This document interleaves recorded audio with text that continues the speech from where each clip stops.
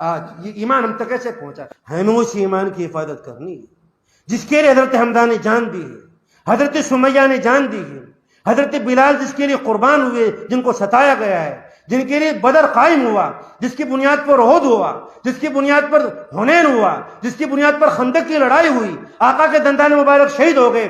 وہ امانت جو ہمیں ملی ہے وہ ہمیں اللہ کی مخلوق تک پہنچانی.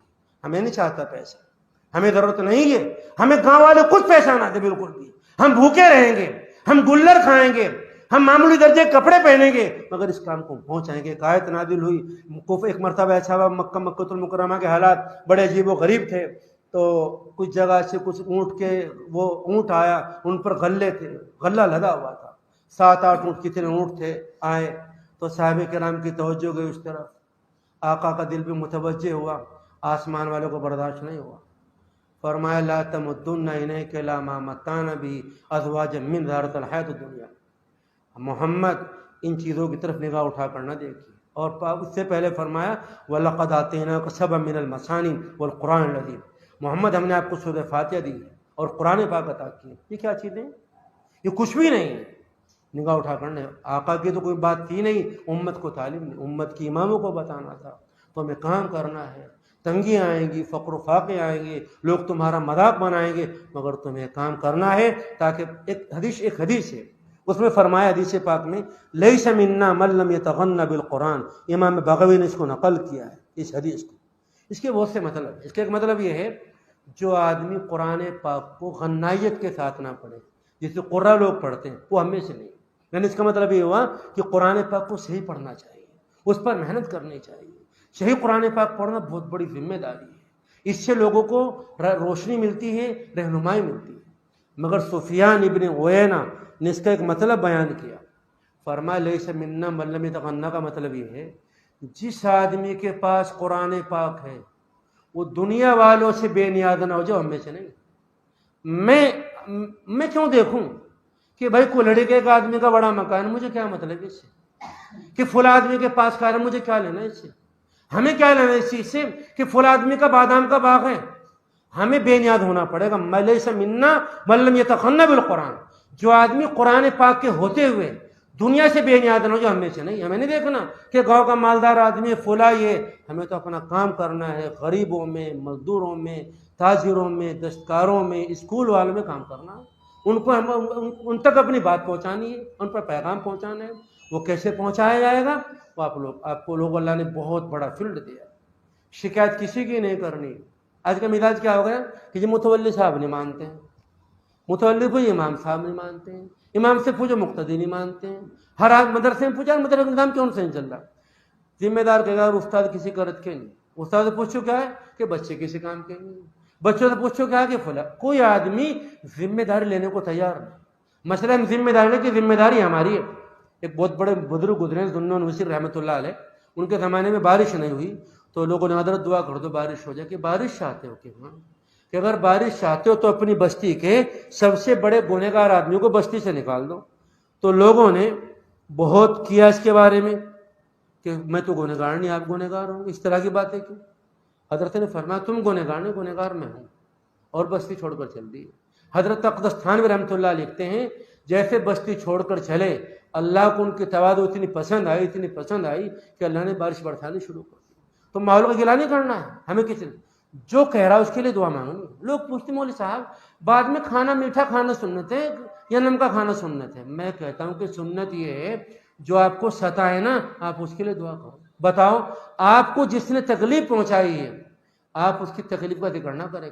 آپ راتوں میں اٹھے اے اللہ اس نے مجھے تکلیف پہنچائی تو اس کی مدد فرما. یہ پیغمبری کام ہے. کیونکہ پیغمبر کو جو لوگ ستاتے تھے آپ ان کے لیے دعائیں مانگتے تھے راتوں میں.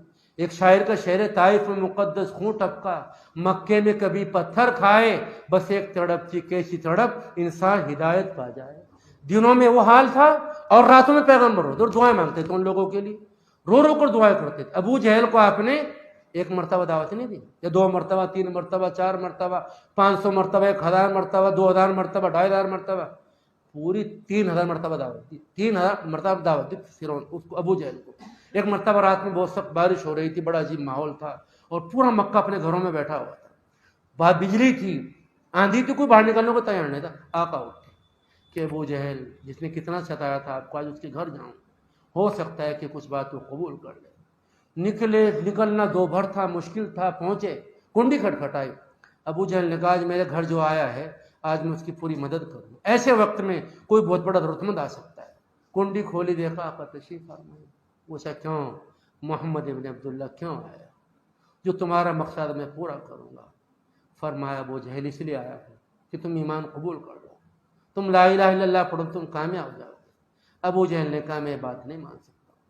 تو آپ نے دعوت دی اتنی مرتبہ اس کو، اور اس کے گھر آپ پہنچے تو شکایت نہیں کرنی، کسی بات سن لو، شکایت کا پڑھنا بند کر دو، صبر کی آیتیں پڑھو کہ ہمیں کتنے اعلیٰ درجے کا صبر کرنا ہے۔ درخت ہے، آپ نے دیکھا ہوگا، اس پر آم کا سیزن چل رہا ہے، آپ اس پر ایک پتھر مارے آم والے درخت کے اوپر، تو کیا پتھر مارے گا آپ کے مقابلے میں؟ وہ آپ کو کیا دے گا؟ پھل دے گا۔ حدیث شریف میں آتا ہے لیس الواصل بالمکافی، رشتہ جوڑنے والا نہیں وہ نہیں جو برابر سرابر معاملہ کرے، میں نے چائے پلا دیا آپ نے مجھے چائے پلا دیا، نا، جوڑنے والا بندہ وہ ہے لوگ اس سے رشتہ توڑیں وہ رشتوں کو جوڑیں، لوگ اس کے ساتھ برائی کا معاملہ کریں وہ اچھائی کا معاملہ کریں، لوگ اس کو محروم کریں وہ اس کو عطا کریں۔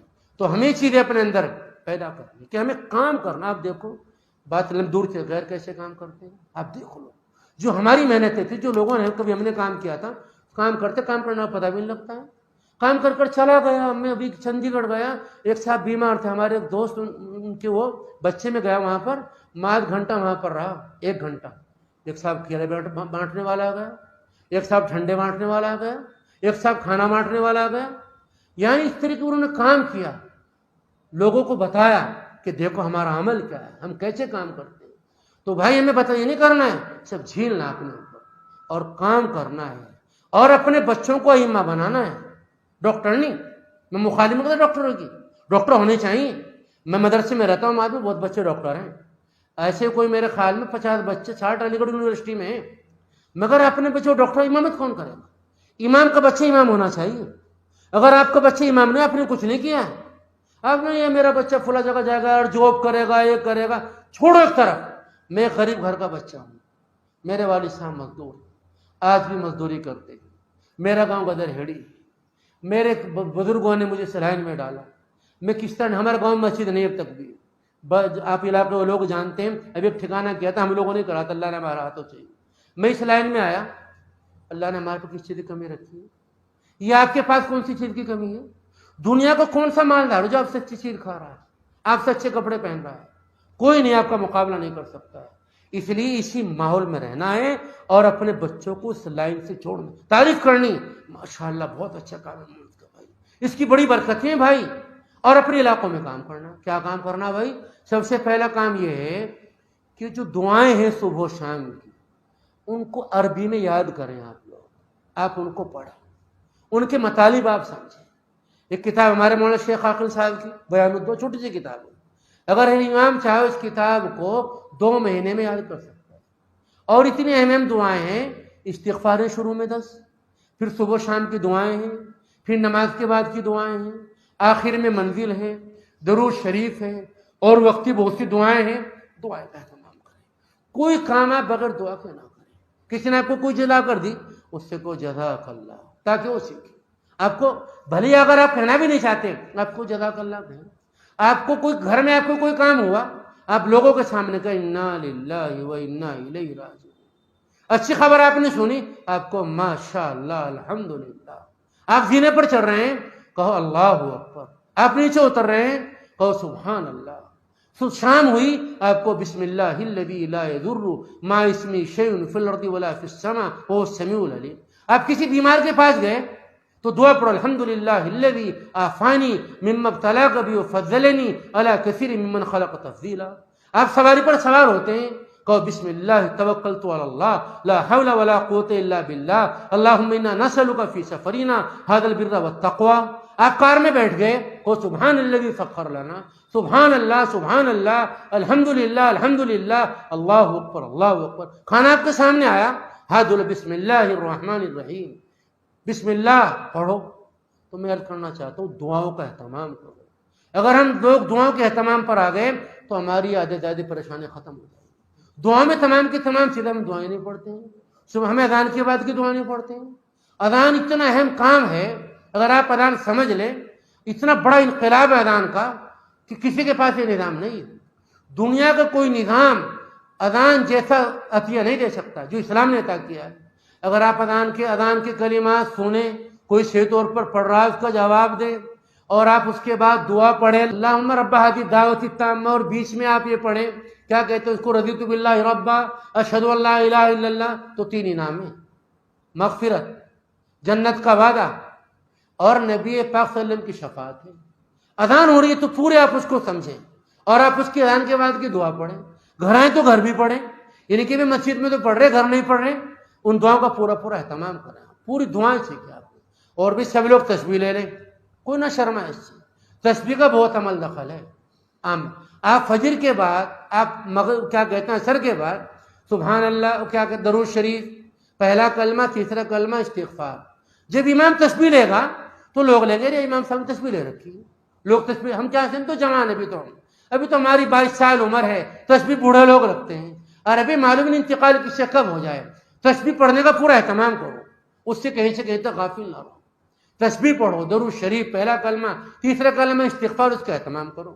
اور بھی اگلے نمبر کی چیز یہ ہے کہ نماز میں مسجد میں پہلے جا کر بیٹھو، لوگ کتاب نہیں سنتے نہ سمجھتے ہیں، امام کو دیکھتے ہیں، مولوی صاحب کیسے ہیں، استاد کیسا ہے، امام کیسے ہیں، اس کو دیکھتے ہیں۔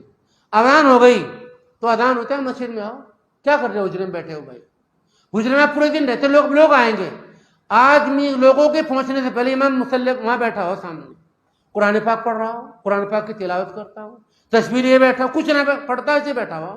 مسجد میں بیٹھنے کی بڑی فضیلتیں ہیں، محلے، ارے بھائی بہت اچھی امام ہے بھائی، بڑے متقی امام ہے بھائی، بڑے تقوی والے ہیں۔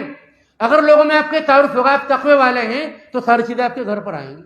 قرآن پاک میں اللہ فرماتے ہیں وَمَن يَتَّقِ اللَّهَ يَجْعَل لَّهُ مَخْرَجًا، جو آدمی اللہ سے ڈرے گا اللہ اس کی ضرورتوں کو پورا کر دیں گے۔ پورا قرآن پاک تقوی سے بھرا ہوا ہے، تقوی سیکھو، تقوی حاصل کرو، اللہ ساری چیزیں عطا کریں گے۔ پھر بھائی نماز کا وقت ہو گیا تو جو آداب ہیں نماز کے، مسواک کے ساتھ وضو کرو، پھر مصلی، کتنی بڑی جگہ آپ کھڑے ہوئے دیکھو تو مصلی، ارے دنیا کا بادشاہ ہے، ہوگا اپنی جگہ پر، وہ ہمارا مقتدی اس وقت میں، کوئی دنیا کا بڑے سے بڑا آپ کے علاقے کا چیئرمین ہے، ارب پتی ہے وہ، اس کی 500 بیگھے جگہ ہے، اس کی کھیتی میں بادام اور سیب اور زعفران پیدا ہوتے ہیں، اور کیا لیتے ہیں ہم لوگ، ہمارے پیچھے کھڑا، ہمیں شکر ادا کرنا چاہیے، اے اللہ تیرا شکر ہے کہ تو نے مجھے مقام عطا کیا۔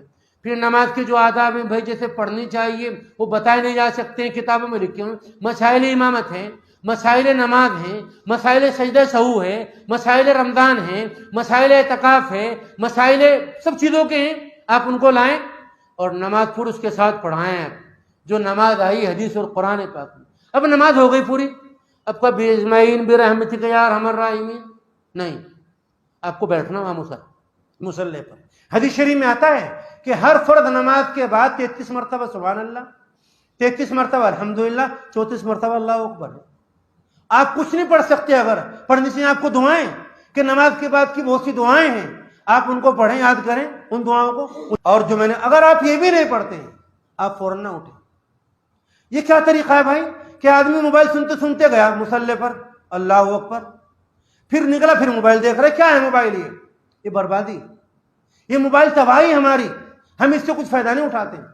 اب لوگوں کا مزاج بن گیا کہ لوگ موبائل میں دیکھتے، مولوی صاحب یہ مسئلہ کیسے، میں نے موبائل میں دیکھا، مگر موبائل سے پوچھ رہے بھائی، اب ہم موبائل، پھر ہم نے دیکھنا، موبائل ایک طرف، مسجد موبائل نہیں آنے کا، موبائل کمرے پہ رکھو۔ جب آپ مسجد میں آ رہے سارا ٹائم آپ نے موبائل کو دیا ہے، آپ کا 8 گھنٹہ نماز کا ہے، یہ 15 منٹ ہے بیچ میں، اس موبائل آپ کے ساتھ وہاں رکھو، اور کچھ بھی آپ نہیں پڑھتے ہیں، آپ ایسے بیٹھ رہے ہو، اس کے بعد تھوڑی دیر کے لیے نماز کے بعد، حضرت امام اعظم نے بات لکھی ہے کہ کچھ نہیں پڑھتے بیٹھے رہو، لوگوں میں تعارف جائے گا کہ ماشاءاللہ بڑے اچھے امام صاحب ہیں بھائی، نماز کے بعد بہت دیر بیٹھے رہتے ہیں۔ ہم آئے موبائل دیکھتے دیکھتے مصلی پر، اور موبائل دیکھتے دیکھتے باہر آ گئے، ہم نے کوئی دیکھا نہیں، غور نہیں کیا۔ تو اپنی امام، پھر نماز کے بعد آپ اگر مولوی صاحب ہیں آپ تو آپ کسی تفسیر کریں، آپ کسی آیت کی، آپ معرف القرآن پڑھیں، آپ اس کی تفسیر کریں، اور اگر نہیں ہے جو کتاب آپ پڑھتے دیکھو، سن لو بات، اس کتاب کو پہلے سمجھ لو اس کتاب میں کیا ہے، بغیر سمجھے کتاب نہ پڑھو، خانہ پوری نہیں کرنی ہے،